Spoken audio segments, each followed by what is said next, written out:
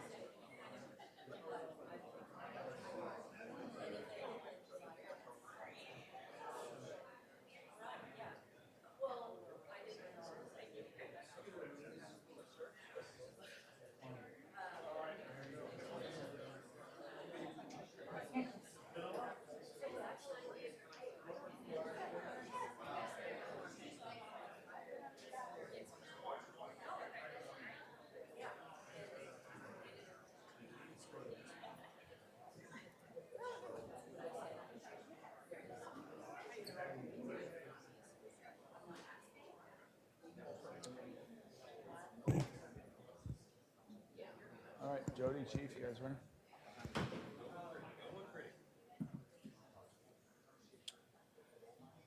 You don't have to be strangers.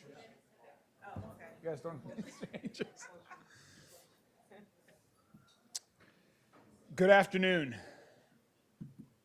Today, we'd like to share some more information with you all regarding the investigation into the home located on Applegate Lane, and as well as some of the next steps that we'll be undertaking as we move forward. First, let me just briefly recap what got us to this point, what we've been advised to do, how we're planning this operation, and some other important updates for the community about how we're continuing to keep the community informed and safe. First, to summarize, last week, LMPD executed a search warrant at 6211 and 6213 Applegate Lane and found several explosive substances, along with other substances that could pose a potential risk to first responders. After convening experts in explosives and other hazardous chemicals, including federal and state partners and many agencies, it was determined that a planned, controlled, and monitored burn of the home and detached garage is the only safe way to dispose of the contents that are located within the home and that detached garage located at 6213 Applegate Lane.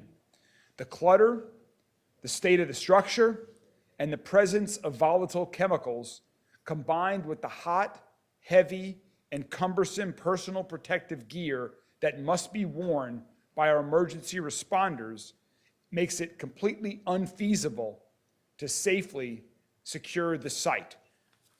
To help give an example of why it is so difficult and why we cannot remove all of the material from inside the home, we're going to share a few pictures with you. First, I'm going to give you a feel for the type of gear, personal protective gear, that our law enforcement and other first responders wear when they go into a dangerous situation like this. These photos were taken in the past several days while our emergencies responded. If you can go back one first. So the two types of gear that you see. Next, we're going to show a picture of outside the home to start giving you a feel for the clutter that is inside the home.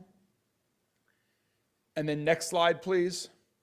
To give you a sense of the hoarder conditions that we have been describing, this makes it not possible for our folks to safely remove everything from inside the home. As you can see, this is the home of a hoarder. And this debris makes it not safe for individuals to remove the material, and also makes it so that our robotic units can also not clear the inside of the home. So, how we move forward from here. Every step of the way, we have been working closely with state, federal, and local agencies who have experience in hazardous situations. Louisville Metro Emergency Services is coordinating a multi-agency response to this situation. Some of the groups working on this situation right now include the LMPD Bomb Squad, the Hazardous Incident Response Team, Kentucky National Guard 41st Civil Support Team, the FBI Bomb Team, others from within that agency, and other state and federal agencies as well. I want to take a moment and thank everyone who has been working around the clock every day on this situation. Thank them for their continued partnership, for their commitment to public safety as we continue to conduct this operation as swiftly and as safely as possible. So let me give you an update on that community meeting that we mentioned a couple of days ago. We've been working on the logistics of a meeting to inform neighbors around the area about how we plan to undertake this controlled and monitored burn. And so I'm going to share that information with you, the details of the community meeting. First, I want to make it clear that this meeting is going to be streamed live. The media will be invited to this meeting, but due to space concerns, we want to make possible so that everyone who is a neighbor who lives in this area has the opportunity to attend. So in-person attendance at this community meeting is going to be limited to those who live in the area, to those who work in the area, or to those who care for individuals in the immediate surrounding area of Applegate Lane. And so we're asking those who do attend to please bring an ID or a piece of mail to show the folks that'll be at the door that you live in the area, that you work in the area, or you care for someone who lives in the surrounding neighborhood. The meeting will be held on Monday night, August 7th at 6:30 p.m. at the Highview Baptist Church, which is located at 7711 Fagan Bush Lane. Again, that's Monday, August 7th, 6:30 p.m. at the Highview Baptist Church, located at 7711 Fagan Bush Lane. We want to thank everyone at Highview Baptist Church for making their sanctuary available for this community meeting, and also want to thank Councilman Jeff Hudson for his help in arranging this meeting as well. This is going to be an important meeting for the neighborhood, and we want everyone who wants to attend to have the opportunity to attend. So leading up to that community meeting on Monday evening, we are going to be continuing to work extremely hard so that everyone in the area is aware of the meeting.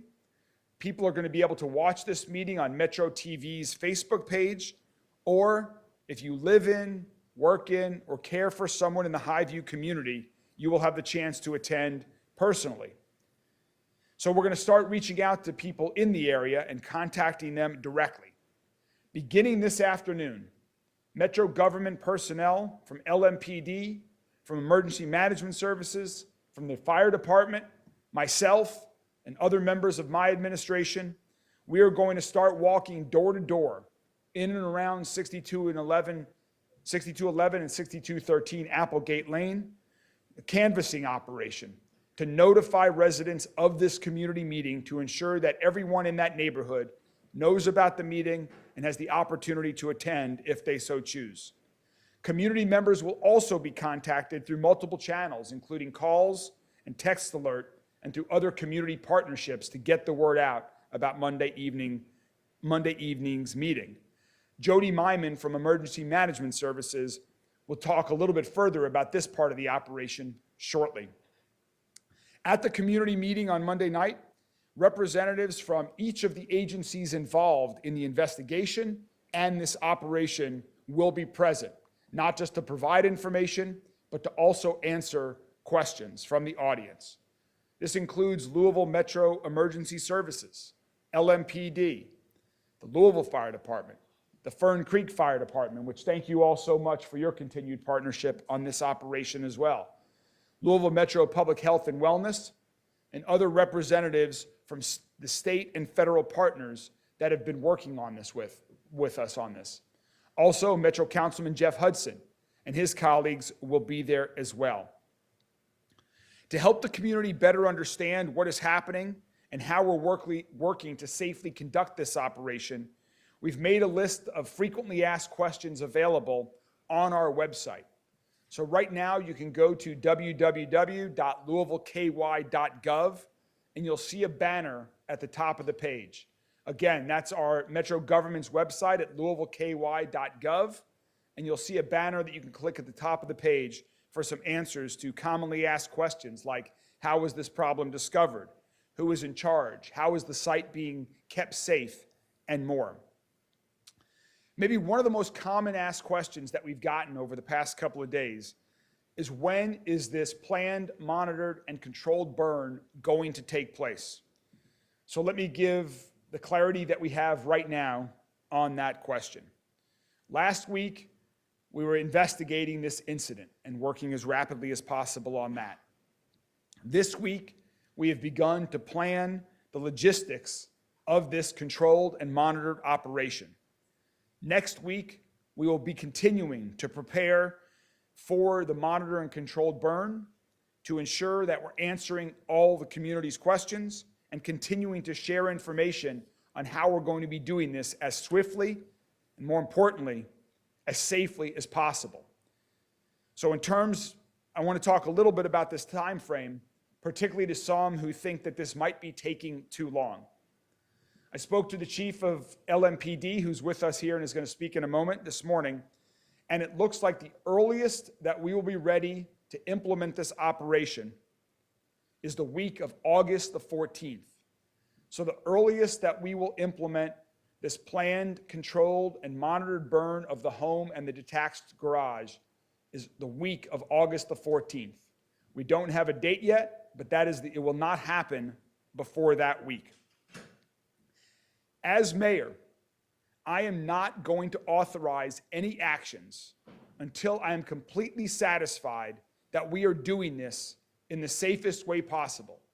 In the safest way possible for all of our emergency personnel, and in the safest way possible for the Highview neighbors and our entire city. This means the safety of our community and the safety of everyone involved in this operation. I'm relying on the best possible advice from experts in this field, and they all agree the site is stable right now. And since it's under police guard and round-the-clock surveillance, it's safer than it has been in years. So this is going to be a meticulously planned event carried out by professionals, supervised by experts from multiple fields, including hazardous materials, explosives, and public health. And so it will not happen, and I will not authorize it until we are ready to do this safely. On that note, I'd like to add a quick note about rumors and bad information. I know that in situations like this, especially ones that involve criminal investigations, bad information and rumors are often out there. They spread by word of mouth. They may spread online. So please rely on information that we are providing you through official channels, through the Louisville Metro Emergency Services, and that we're providing on our website at louisvilleky.gov, through our community meeting, or through other official information sources that we put out in the days ahead. I've heard some people and at some outlets try to compare this process to past situations involving fires or hazardous material accidents in other states. Let me be clear, this is not an accident. As I've said previously, this will be a meticulously planned event carried out by professionals and supervised by experts from multiple fields, including hazardous materials, explosives, and public health, and this will be a tightly monitored and controlled burn of the home and detached garage. It will not happen until we are ready to do this as safely as possible with as little disruption to the lives of the neighbors and neighborhood as possible. So with that, let me now turn it over to our Chief of Police, who's going to give a brief update on the investigation. Chief? Thank you, Mayor. Appreciate it. So, first of all, let me just say, I really appreciate the community's patience as we deal with this investigation properly and safely. So with that being said, we did indicate that Mark Hibble was arrested and charged with wanton endangerment in the first. The Commonwealth Attorney's Office has adopted this case, and Mr. Hibble has been charged now with burglary in the first and burglary in the second. And so we appreciate all of our partners in helping us with this investigation as we move this along. But I do want to reiterate that we are truly thankful for the community's understanding as we deal with this delicate situation that Louisville has not had before. Thank you. Thank you, Chief. And now Jody Myman from Emergency Management Services will talk a little bit about how we're getting the word out to the community about the community meeting on Monday evening. Jody? Thank you, Mayor. So tonight, as the mayor said, we'll be canvassing the neighborhood. We've identified a half-mile diameter area around the location on Applegate. So we're going to use some recruits from various public safety agencies around Metro to come out and help us. So there'll be over 100 people. So one of the big things we want to emphasize is use caution in the area. We'll be using our Lens Alert system to send out notifications to the area surrounding this because we don't want anybody to get hurt while they're doing this. So they're going to be knocking on doors, handing out flyers to alert the community of the meeting that's happening on Monday night that the mayor spoke of just a few minutes ago.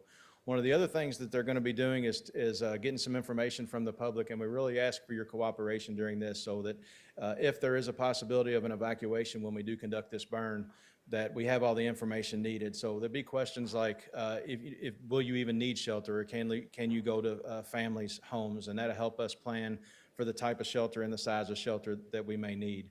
Do you have any pets? Do you have any special needs? So it'll be all information that's kept confidential within our emergency management agency, just to help us plan accordingly as this process moves forward, so that one, we get the information we need and can be accountable for the number of people that are in the area surrounding the house, and also it will help us with the planning process when we, if and when we have to put up shelters. Thank you. Yes, I'm sorry, half-mile radius. All right, thank you, Jody. Thank you, Chief. And with that, that is our update, and we are happy to take a few questions, if there are any. Yeah, Mayor Greenberg, in the emergency order, it says if ignited, the buildings would be in imminent danger of failure and collapse, and endanger lives. Obviously, that's a risk in burning this building that we could take. Is there a plan to protect people?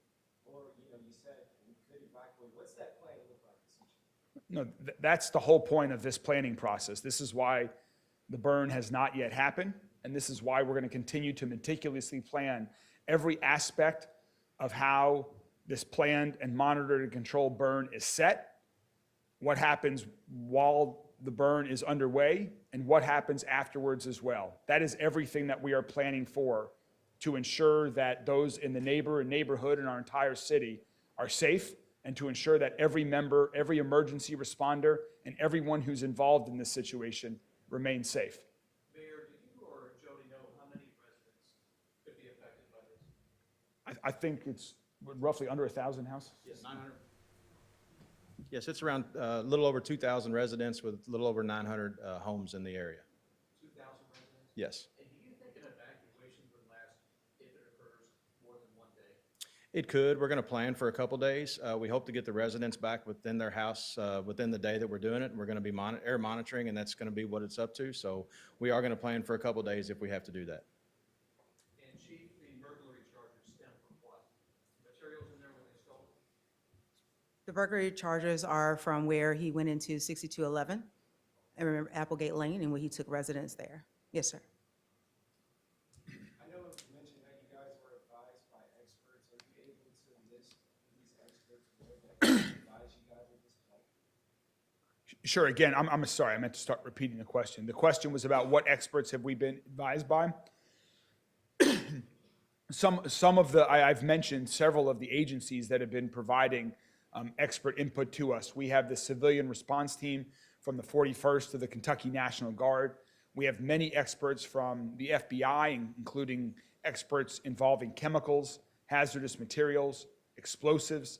We have communicated with folks at various state environmental agencies, federal environmental agencies, the University of Louisville. Internally to Metro government, our public health department is involved, the hazardous response team, the bomb squad, the fire department, Fern Creek Fire Department.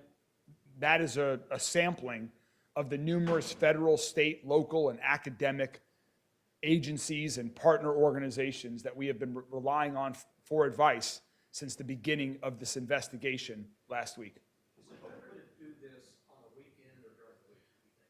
That's the question was about, is it better to do it on a weekend or during the week? We are certainly considering that. We know that JCPS is going back to school next Wednesday. That'll certainly be considered. Weather plays a factor because we need certain weather conditions under which we can do this. So all of that will go into consideration, and that's why, in part, why we don't have a date yet. But we're everything is on the table as we continue to plan this. What chemicals are inside the home? A couple more here and there. What chemicals are inside the home? So we provided some information regarding that on the affidavit, but due to the ongoing criminal investigation relating this right now, that is the extent of the information we're releasing with respect to the material inside the home. Are they stored in standard chemical containing equipment? Are these in like milk jugs? Can you give us an idea of how these chemicals were stored? They're stored in various containers, but again, we're not going to go into detail on that just yet. So with the hoarding nature of it, are you worried about things that are buried under other things that you can't see at this point? Or has that all been looked at and taken into account? We are concerned about everything, and that's why we are doing this. That's why we are taking our time. That's why we're working with as many experts as we need to ensure that when it is done safely for everyone planning and implementing the operation, as well as safely for the neighbor and neighborhood. As part of the planning process, can you say if you're going to be doing like computer simulations about like how big an explosion could be or how big a plume of chemicals could be? And are you collaborating with the Air Pollution Control District as part of the planning? So the question was about, are we doing computer simulations of various things regarding explosion radiuses and plumes and where they might travel, and have we consulted with the Air Pollution Control District? The answer is yes to all of the above. All of that is already underway. We are looking at all of those things. All of those factors play into the decisions that we are making. And yes, we have been in consultation with the Air Pollution Control District. One or two more, Robert. Looking at the FAQ under will the building explode, it doesn't really contain the words no. I guess what would you say to the public who are concerned about an explosion? I mean, what I would say is there is explosive material inside that home. And that is the reason why we are planning this so meticulously. And that is the reason why, as you heard from Jody, there's in all likelihood going to be a localized and temporary evacuation. But we are working based on the information that we have from inside the home. We can also plan for that. And so, there are explosions within structures that burn on a regular basis. And so there's a lot of information about what will happen. But we are going to proceed with an absolute abundance of caution to do this in the safest way possible. And also, this has happened, a similar situation has happened in the past. It doesn't happen often, but about 12 or 13 years ago, there was a similar situation in California. They undertook a similar controlled and monitored burn of the structure. So, we have a lot of information that we are relying on as we're planning this operation. We will continue to keep you guys updated as we move along. We'll release more information either in written form, come back to do more press conferences if we need to. We certainly invite the media to attend the Monday night community meeting at 6:30 p.m. at Highview Baptist Church, located at 7711 Fagan Bush Lane. And as well, we invite everyone from the Highview neighborhood to please join us as well. Thank you all very much.